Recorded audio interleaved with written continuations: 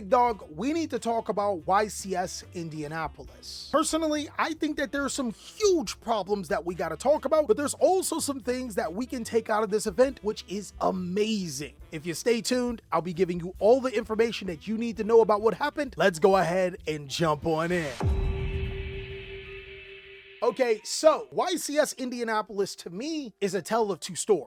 On one side of the story, you could say that this was one of the worst competitive Yu-Gi-Oh events in a very long time. At least that's what the far left would say. On the other side, there are some glass half full people that would say that there are some things that are completely amazing. And then there's also snake eyes in the middle. I think it's best to break down the good and the bad, but I want you guys to let me know down below in the comment section if the good does outweigh the bad or if there's something else that I'm missing. The good thing about YCS Indianapolis, there were over 1,700 Yu-Gi-Oh players. In comparison to YCS Raleigh, there was only 100 less players, so you can say Yu-Gi-Oh is still in a healthy spot when it comes to player attendance. All of the games were also streamed over the weekend in a timely fashion, and the best part about it is that the rounds were relatively quick. You see, normally if you go to any type of YCS event, those 45-minute rounds take about an hour-ish. And that's mainly because despite you may have finished your round on time, other players may be getting a time extension or playing into what is called time, meaning that they're playing after the 45 minutes. There's also a whole bunch of discrepancies and other things that could be happening in between rounds, but for the most part in YCS Indy, most of the things happen without a hitch. I think that is easily one of the best things that you could say about Konami over this event. It was a well-ran event overall. And in this part of the video, we like to talk about some of the most popularly used Yu-Gi-Oh cards.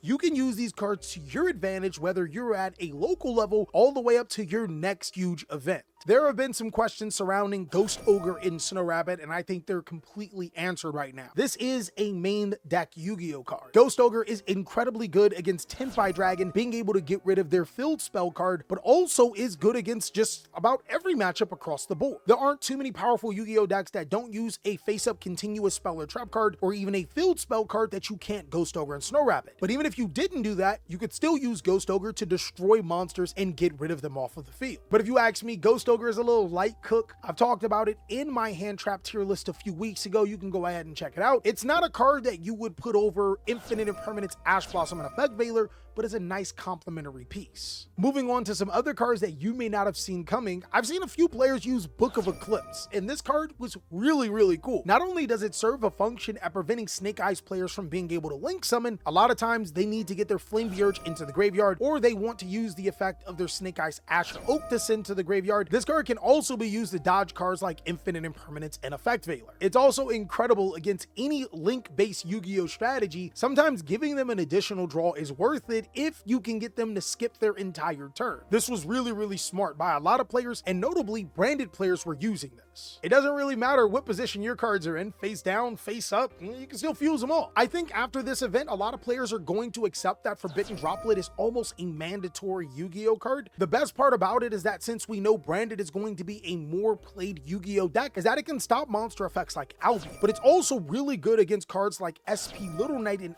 IP Masquerena.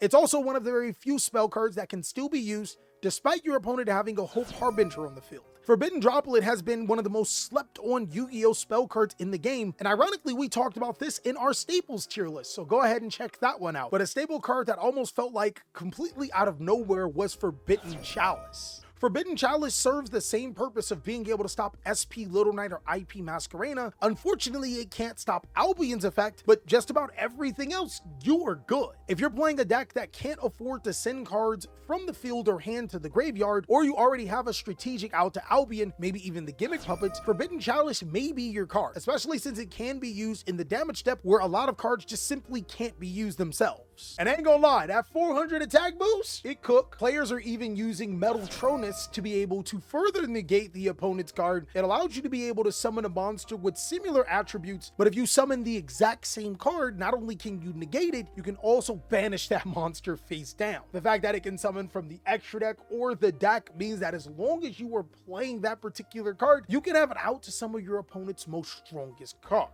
But now, the bad part lies in some of the cards that are being played, because it shows a huge problem in Yu-Gi-Oh right now. Some other cards that people are using are Crossout Designator and Skill Drain. These cards actually help decide the winner of YCS Indianapolis. That's how powerful they were. Skill Drain is almost one-sided for Snake Eyes because you can use it on your opponent's turn and negate their monster effects, but seeing that Snake Eyes plays plenty of cards to send Skill Drain to the graveyard, you can turn your monster effects back on. And Crossout Designator allows you to be able to stop your opponent's important cards, but only if you're playing the same cards. And that's where the problem starts. The bad part about this Yu-Gi-Oh sandwich is that it seems that everyone is playing the exact same cards, but to add on to it, everyone is playing the exact same cards that's hurting their gameplay. Take, for example, the finals of the YCS was nothing but hand traps, and then Crossout Designator to stop hand traps, and then hand traps to stop the Crossout Designator, and then Crossout Designator to stop Skill Drain. Now, obviously, we know that they've gotten to the top tables for a particular reason. Both of the players are incredibly skilled, but I think the biggest problem in Yu-Gi-Oh is Snake Eyes being able to afford to play all of these devastating Yu-Gi-Oh cards, and the only way it can be contested is certain other Yu-Gi-Oh cards that you must play. It takes me back to the Boomer days, where the only way to counter Chaos Emperor Dragon getting rid of your Sengan to search Yatagarasu was to do it yourself, and the only counter to that counter was hope that your opponent didn't get it. Yu-Gi-Oh is at an incredibly flawed spot. Snake Eyes doesn't have enough cards to be able to stop them, while the other strategies in the game have plentiful. And since Snake Eyes can utilize those particular cards to stop those decks, it becomes the de facto tier 0 deck. Even if you look at the YCS's top 32 bracket, you can see that Snake Eyes clearly dominated. In order to be considered a tier 0 Yu-Gi-Oh format, all the strategy you need to do is take at least 50% of the representation in the top cut. Unfortunately, Snake Eyes took 20 out of the 32 slots. I think the biggest problem here is that it's incredibly frustrating when you're dealing with a deck that is just better than yours. Yes, there's going to be a time that you can win, but anytime you're sitting across a Snake Eyes player and you're not playing Snake Eyes itself, you automatically put yourself in a situation where you decrease the odds of winning. Fortunately enough, there were some heroes that actually challenged the norm and played decks that weren't Snake Eyes and still got successful. Congratulations to Max Guy with your top 32, because it actually does exemplify what we've been talking about in this video. He got into the top bracket with a deck called Solomon Great FTK, but the FTK component becomes a one-card combo because of Snake Eyes. Basically, how this FTK works is that you link summon into Solomon Great Pyro Phoenix, then you special summon Solomon Great Raging Phoenix to your opponent's side of the field, burning for 2800 damage. You then summon Awakening of the Possessed Raider Inari Fire to burn for an additional 28, and by sending it to the graveyard, you can add Spiritual Final Art Karuni from your deck to your hand to burn for the final amount of damage to win the game. Now, this FTK is still technically possible through Solomon Great cards, but because Snake Eyes is so resilient of hand effects, not only is it hard for a player to figure out what to actually disrupt in this FTK, the deck is naturally resilient to hand effects in the first place. Overall, though, I can't hate the man. He got a top 32 with Solomon Great. That's best. Let's go. And on the other side, it actually did show you how Snake Eyes can be incredibly busted and even toxic in the Yu-Gi-Oh card game. Now, moving into the top 16, you would hope that some of those other strategies may have taken Snake Eyes out, but unfortunately, there were 12 Snake Eyes strategies and 1 Despia, 1 Labyrinth, 1 Melodious, 1 Tenpai Drag. Ironically, I think that those are the best decks in Yu-Gi-Oh right now, and it only proves my point that they made it inside of the top 16 bracket. Let's go ahead and look at Joshua Ramkinsu's Melodious deck. This particular strategy is still playing D-Barrier in Crossout Designator, and it still follows the same lines as a typical modern Yu-Gi-Oh deck. Of course, you have a ton of hand traps to be able to stop your opponent, but the difference between Melodious and Snake Eyes is that Melodious is a little bit more fair while also providing you a monster in Herald of Orange Light to be able to stop your opponent's top cards. Another deck that was incredibly effective at the YCS event was Yuri Diaz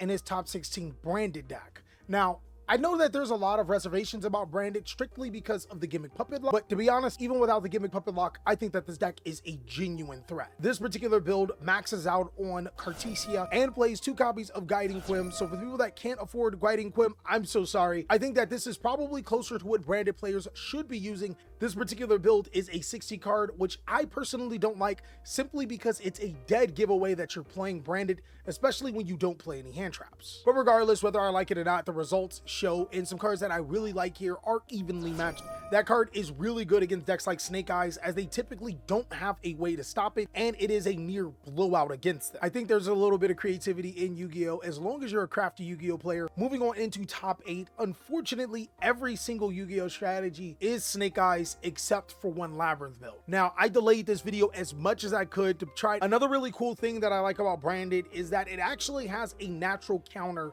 2 dragons fall on an Albaz can be set to your side of the field, and then you can essentially get rid of all of the dragons on the field by sending them to the graveyard to summon Albalanetus, the Abyss Drag. That means that not only do you have coverage against Tempai Dragon, which is a problematic card to be able to stop your spell cards. I think Branded has a really solid matchup and should be explored a little bit more, but unfortunately moving into the top 8, Branded got knocked out, and the only deck remaining that wasn't Snake Eyes was Labyrinth. Now, I did try my best to hold off this video as long as possible to get that particular Labyrinth deck profile, but unfortunately, it's not out as of making this video. I think that Labyrinth has evolved into another deck that could counter Snake Eyes, and it's all because of Destructive Daruma Cannon.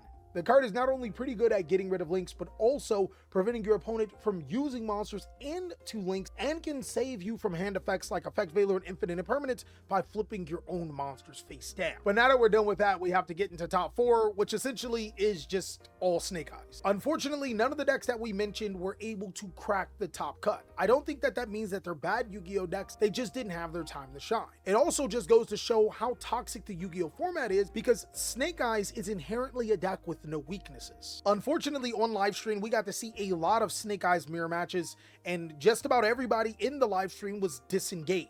We were talking about everything but Yu-Gi-Oh at that point in time. And that's where I have to bring that question that we've been debating on for so long. Who is the best child prodigy in anime? Some people said Gohan because of its immense strength. I heard Mashi. Me personally, I think it's Aluka, mainly because Aluka can grant any wish, and that is ridiculous. You see how more fun that is to talk about than Snake Eyes? That's pretty much where we're at in the format. And this actually allows me to circle back to the biggest problem that we've been talking about with Yu-Gi-Oh! Not only does it become disinteresting when the top deck has no major weaknesses that other strategies can exploit, it becomes even worse when everyone is playing the same cards and the same counters to the same cards. Some people are going to tell you that this deck is spicy and different, but this is Christopher LeBlanc's second place Snake Eyes deck, and as you can see in this particular deck, everything is pretty close to the same. The cards played, the counters to the counters, even the counters to the counters that are counters are pretty much identical to every single Snake Eyes deck. This is going to be a standard pure Snake Eyes deck that you will see in your area. If you guys want to win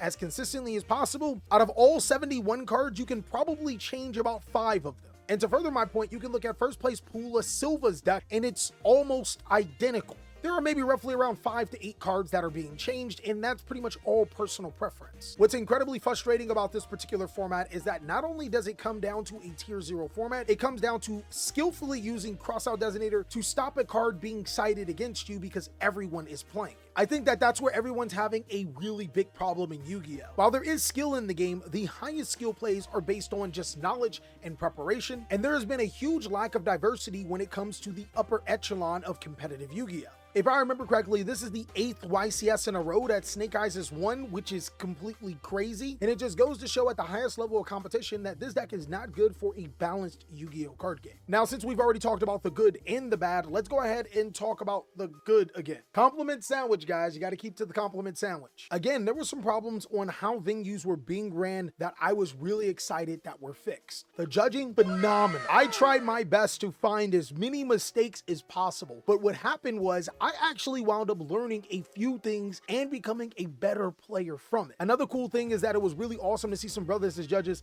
having a diverse background. Every time that we got to see feature matches was really cool. Outside of the decks, being able to see players having fun was still pretty awesome. I think that Yu-Gi-Oh! Is really close to doing something special again. They have a couple of huge things to fix up, but once they do, the card game can be so much fun and worth it to play. The only problem is that there is multiple components that need to be addressed in order for Konami to get the game right back on track. I've only spoken about YCS Indianapolis, but I want you guys to let me know down below in the comment section what are some other major problems we need to talk about, because there is another huge problem that Konami genuinely needs to address if they want to keep up in the current card game climate. But until then, big dog, you already know, I hope you're having a phenomenal day. Go ahead and check out these videos so I can catch you on the next one.